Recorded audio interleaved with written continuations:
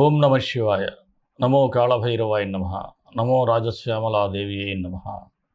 విధాత TV ప్రేక్షకులందరికీ ఉగాది శుభాకాంక్షలు. విశ్వావసునామ సంవత్సరంలో అందరూ సుఖ సంతోషాలతో ఉండాలని, అందరూ ఆనందంగా ఉండాలని, ఐశ్వర్యంతో ఉండాలని మనస్ఫూర్తిగా కోరుకుంటూ మీ విశ్వసాయి గురూజీ. మరి కొత్త సంవత్సరంలోకి మన తెలుగువారు అందరం కూడా అడుగుపెట్టేస్తున్నాం. కొత్త సంవత్సరంలో అనేకమైనటువంటి ప్లానింగ్స్ ఉంటాయి. అందరూ కూడా మీ ప్లానింగ్స్ అన్నీ బాగుండాలి, ప్లానింగ్స్ అన్నీ సక్సెస్ అవ్వాలని మరొక మారు భైరవుణ్ణి ప్రార్థిస్తూ మన పీఠంలో జరిగేటువంటి కార్యక్రమం పాల్గొన అమావాస్య 29వ తేదీని అందరూ కూడా అమావాస్య చేసుకోవటం జరుగుతుంది. అయితే ఇక్కడ మన పీఠంలో ఈ రాజశ్యామల సహిత మహాకాల భైరవ హోమాన్ని రాత్రివేళ అంటే ప్రదోష వేళలో లేదా రాత్రి వేళలో మనం జరుపుకుంటూ ఉంటాం. 28వ తారీఖునే రాత్రి ప్రారంభం కావటం వలన ఈ యొక్క అమావాస్యని మనం 28వ తారీఖు నైటే జరుపుకోవటం జరుగుతుంది. ఆ రోజే హోమం ఉంటుంది. ఎందుకంటే 29వ తారీఖు సాయంత్రానికి అమావాస్య వెళ్ళిపోతుంది. అందుకే ముందుగానే చాలామంది ఏమిటంటే 29ని కదా అని భావిస్తూ ఉంటారు. ఇక్కడ మాత్రం మనకి ఈ హోమ ప్రక్రియ జరిగేది 28 రాత్రి. పాల్గొన అమావాస్య ముఖ్యంగా పితృదేవతలకి మనం వారి ఆత్మశాంతికి అనేక కార్యక్రమాలు చేయొచ్చు, అన్నదాన కార్యక్రమం చేయొచ్చు. అలాగే ఈ హవనం ద్వారా కూడా వారికి మనశ్శాంతిని చేకూర్చే విధంగా చేయొచ్చు. మరొక మాట ఏమిటంటే షష్టగ్రహ కూటమి రాబోతుంది. మీనరాశిలో ఒకేసారి 6 గ్రహాల కలయిక.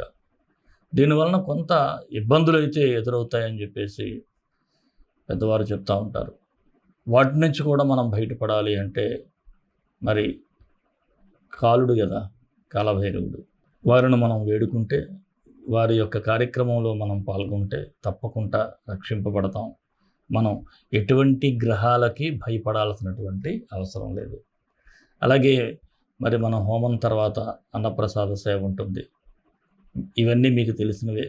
మీరెవరైనా సరే ఈ హోమ కార్యక్రమంలో పరోక్షంగా పాల్గొనాలి అనుకుంటే స్క్రీన్ మీద స్క్రోల్ అవుతున్నటువంటి నంబర్కి వాట్సాప్ మెసేజ్ ఇచ్చినట్లయితే వివరాలు తెలియజేయబడతాయి. ఇక మరొక మాట ఏమిటంటే మీ అందరికీ పెద్ద రిక్వెస్ట్.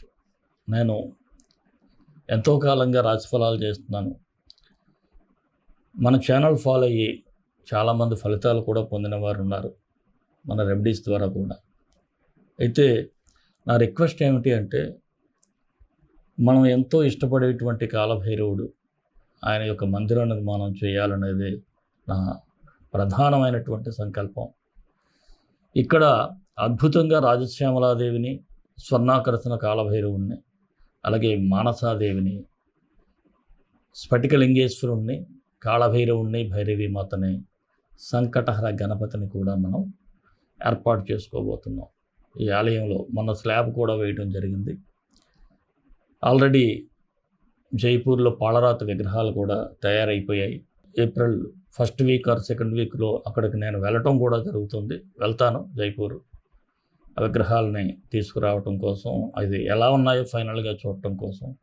అయితే మీ అందరికీ నేను మరొక్క మారు రిక్వెస్ట్ చేస్తున్నాను, చేతనైన సహాయం చేయండి, తలకు చేయి వేయండి, ఆ భైరవుని అనుగ్రహాన్ని పొందండి. మనం హిందువులం, ఇతర మతస్థుల్లా మనం దశమభాగాలు తీసుకోవట్లేదు. ఇక్కడ ఎవరు కూడా తీసుకోరు కూడా. మన హైందవ మత గొప్పతనం అదే. ఎవరికి తోచినది వారు మంచి పనికి ఉపయోగించడం. మీరు కూడా ఈ నిర్మాణంలో భాగస్వాములు కావాలని ఆ రాజశ్యామలాదేవి, మానసాదేవి, భైరవుని యొక్క అనుగ్రహం పొందాలని మనస్ఫూర్తిగా కోరుకుంటున్నాను. మీరు ఎవరైనా డొనేట్ చేయాలి అనుకుంటే స్క్రీన్ మీద స్క్రోల్ అవుతున్నటువంటి నెంబర్కి వాట్సాప్ మెసేజ్ ఇవ్వండి. మిమ్మల్ని మేము కాంటాక్ట్ చేయడం జరుగుతూ ఉంది. సరే, రాశిఫలాల్లోకి వెళ్ళే ముందు ఒక చిన్న మాట. మన వీడియోలు మీకు నచ్చినట్లయితే తప్పకుండా లైక్ చేయండి. అలాగే 10 మందికి షేర్ చేయండి. మన ఛానల్ ఎవరైనా సబ్స్క్రైబ్ చేసుకోకపోతే సబ్స్క్రైబ్ చేసుకోవటం మాత్రం మర్చిపోవద్దు. రాశిఫలాలకు వెళ్ళిపోదాం. కర్కాటక రాశి ఏప్రిల్ 1 నుంచి 15 వరకు కర్కాటక రాశి వారికి ఎలా ఉంటుందో చూద్దాం. ఈ రాశిలోని కుజుడు నీచంలో సంచరిస్తూ ఉంటాడు. అలాగే భాగ్యస్థానంలో షష్ఠగ్రహ కూటమి. ఈ సంచారం కాస్త మిశ్రమ ఫలితాలే మీకు కనిపిస్తూ ఉన్నాయి. చాలా ఓర్పు ఉండాలి, చాలా నేర్పు ఉండాలి, ధైర్యం ఉండాలి. ఇవన్నీ ఉంటేనే ఈ పక్షం రోజులు కూడా ముందుకు వెళ్తాయి. అలాగే మరొక బంపర్ ఆఫర్ ఏమిటంటే, మీరు ఎప్పటి నుంచో ఎదురు చూస్తున్నటువంటి ఏదైనా ఒక శుభవార్త వినాలి అనుకుంటే అది కొంతవరకు సక్సెస్ఫుల్గా వినేటువంటి అవకాశం అయితే ఉంది. అలాగే గతంలో ఏదైనా ఒక పని వాయిదా వేసుకుంటే మరలా తిరిగి మొదలుపెట్టాలనేటువంటి ఆలోచన కూడా కలుగుతుంది. ఇక ఆర్థికపరమైనటువంటి వ్యవహారాల్లో మాత్రం చాలా జాగ్రత్తగా ఉండాలి. పొరపాటున ఇప్పుడు మీరు ఎక్కడైనా ఇన్వెస్ట్ చేసినా, లేదనుకుంటే ఏదైనా అన్నెసరీగా ఎవరైనా మిమ్మల్ని ప్రవోక్ చేసి డబ్బు పెట్టించినా, ఎవరికైనా అప్పిచ్చినా, ఇలాంటివన్నీ కూడా మీకు రానున్న రోజుల్లో ఇబ్బందులు కలిగిస్తూ ఉంటాయి. అందువలన కనీసం ఖర్చు పెట్టేటప్పుడు కూడా ఆలోచించి ఖర్చు పెట్టాలి. ఇంట్లో ఒక వస్తువు కొనాలన్నా సరే ఇది అవసరమా కాదా అనేటువంటి ఆలోచన మీకు రావాల్సి ఉంటుంది. అలాగే కాస్త పలుకుబడి కలిగినటువంటి వ్యక్తులతో మీకు పరిచయాలు కావటం ఒక మంచిగా ఉంటుంది. ఇక స్నేహితుల ద్వారా కూడా ఇంపార్టెంట్ సమాచారం, ఇన్ఫర్మేషన్ మీరు రాబట్టుకోవటం అది మీకు ప్లస్ పాయింట్ అవుతుంది.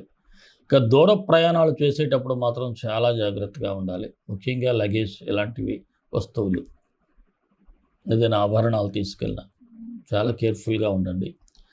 అలాగే వాహనాలు నడిపేటప్పుడు కూడా జాగ్రత్తగా ఉండాలి. మనం ఎంత జాగ్రత్తగా ఉన్నా ఎదుటి వాళ్ళు కూడా కాస్త నిర్లక్ష్యంగా నడిపినట్లయితే ఇబ్బంది పడేటువంటి అవకాశాలు ఎక్కువగా ఈ రాశి వారికే ఉంటాయి. అందువలన కేర్ఫుల్గా వాహనాలు నడపండి. సాధ్యమైనంత వరకు ఎస్కేప్ అవ్వండి వాహనాన్ని నడపడానికి. అలాగే మీరు ఏదైనా ఆస్తుల విషయాలు, స్థిరాస్తి కావచ్చు, చరాస్తి కావచ్చు, కాస్త ఆ వ్యవహారాలు నత్తనడగ్గా సాగటం కూడా జరుగుతుంది. అయిన వాళ్ళతో విభేదాలు కనిపిస్తూ ఉన్నాయి. ఎవరితోనైనా అనవసరంగా ఆర్గ్యుమెంట్ అయితే పెట్టుకోవద్దు. అంటే మనం మంచి కోసం మాట్లాడినా ఎదుట వాళ్ళు అర్థం చేసుకోవాల్సినటువంటి అవసరం లేదు. ఎందుకంటే మనకి మంచి అనుకున్నది వాళ్ళకి చెడుగా అనిపించవచ్చు. అందువల్ల తగ్గునటంలో తప్పు లేదు కదా. ఇక గృహ నిర్మాణ ఆలోచనలు అయితే కలిసి వచ్చే సూచనలు ఉన్నాయి. అలాగే రావాల్సిన బకాయిలు ఏమైనా ఉంటే కాస్త వారి మీద ఒత్తిడి ఇవ్వండి. వసూలు చేసుకునే ఛాన్సెస్ అయితే ఉంటాయి. వివాహ ప్రయత్నాలు చేసేవారికి మాత్రం ఆలస్య సూచనలు అయితే ఉన్నాయి. నిరుద్యోగులు మాత్రం చాలా పట్టుదలతో పనిచేయాలి. పట్టుదలతో మీరు ప్రయత్నం చేయాలి. మంచి రోజులైతే వస్తాయి. రాజకీయ నాయకులకైతే సాధారణంగా ఉంది.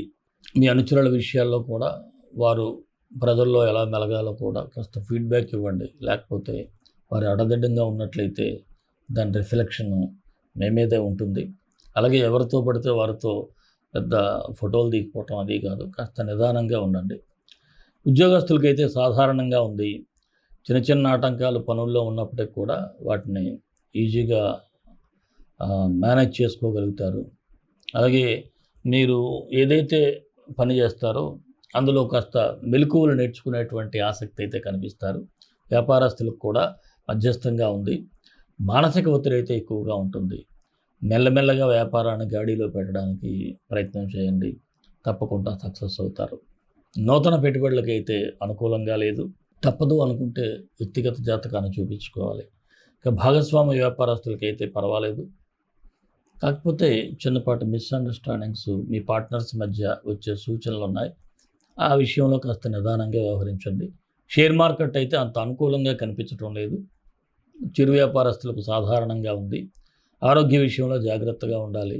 కొంతమందికి అయితే బీపీ కానీ, డయాబెటిక్ లేదంటే థైరాయిడ్ కూడా వచ్చేటువంటి సూచనలు అయితే ఉన్నాయి.